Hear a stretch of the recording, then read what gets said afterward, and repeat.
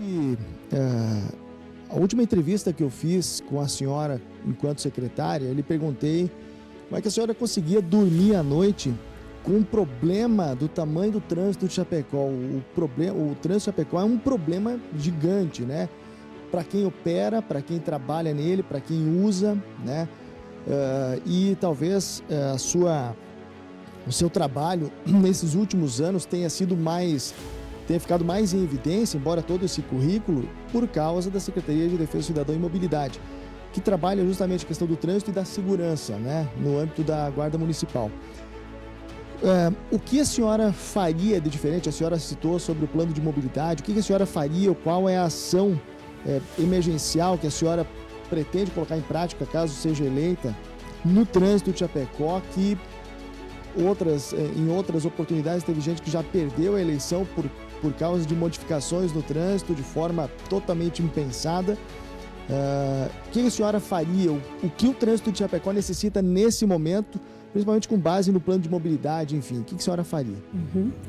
Primeiro, é muito nessa linha do que nós falávamos antes, de um plano que, se foi construído, pensado, aprovado pela Câmara de Vereadores, validado pela comunidade, ele precisa ser implementado, tá?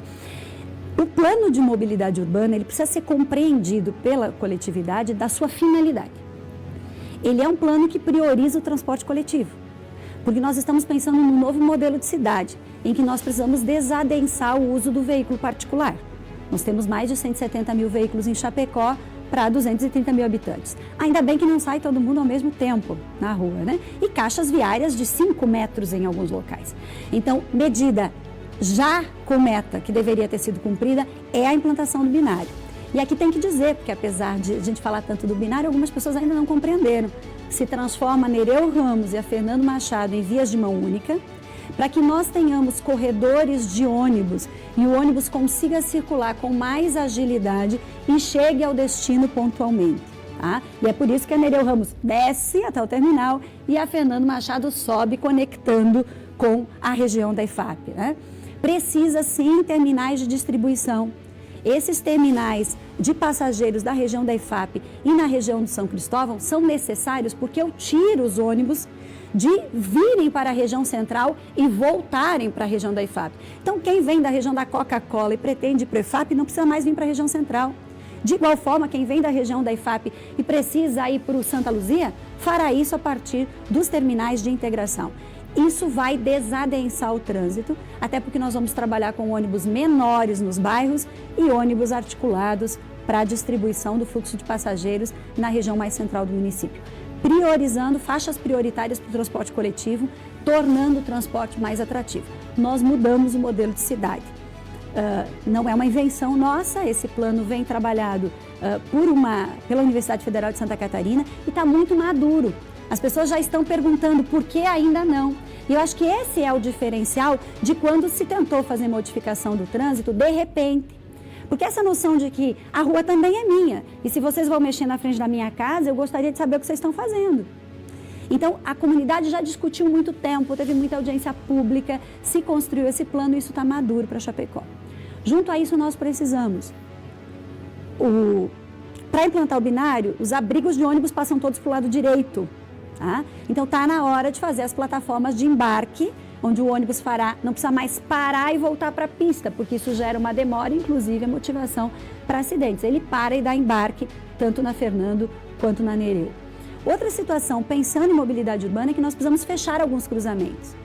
Mas para fechar alguns cruzamentos, que são especialmente os cruzamentos que acabam gerando acidentes e envolvendo motocicletas na sua grande maioria, é porque nós precisamos criar circuitos. As pessoas precisam começar a olhar para o trânsito e dizer assim, eu vou por essa rua e planejar a sua viagem, né? Vamos crescer, estamos crescendo muito, não está dando mais para estacionar na frente do estabelecimento, a comodidade que nós tínhamos antes. Então, assim que implanta o binário, você consegue projetar o fechamento de alguns cruzamentos e também em outros espaços criar vias de mão única. Vamos pegar o exemplo aqui no entorno do centro de eventos.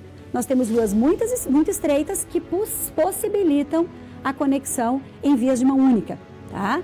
Para poder garantir estacionamentos também, porque hoje nós temos muitas políticas de proibido estacionar. porque a rua não tem caixa viária para permitir fluxo de veículo e estacionamento. Então, essas medidas que parecem muito simples, sem dúvida, criarão alternativas. E temos que pensar também em rotas de caminhão, e é por isso que a gente defende a mudança do traçado da SC, porque hoje as cargas vivas, os caminhões que vêm dessa região de Ceará, que próximo da gente, passam pela Rua Uruguai, vão para General Osório e nós temos um grande fluxo de distribuição. Extremamente necessário, nós estamos numa cidade de agroindústria, numa cidade que recebe muita matéria-prima para transformação e nós precisamos pensar alternativas.